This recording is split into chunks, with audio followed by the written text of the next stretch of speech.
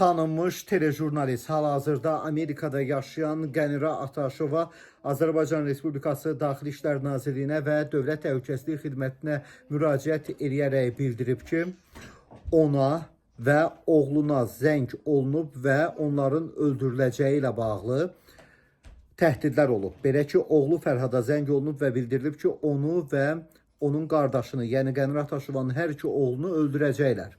Bununla bağlı artıq qatil də tutulduğunu bildiriblər telefon zəngində.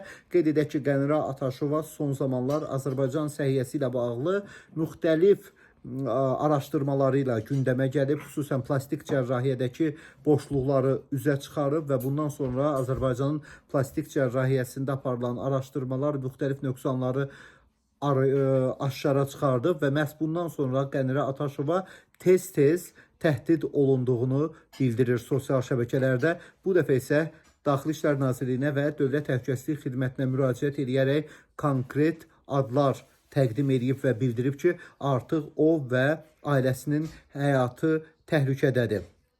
Övladlarının Amerika vətəndaşı olduğunu bildirən Qənirə Ataşova bununla bağlı övladlarının Amerika hökumətinə də müraciət edəcəyini bildirib.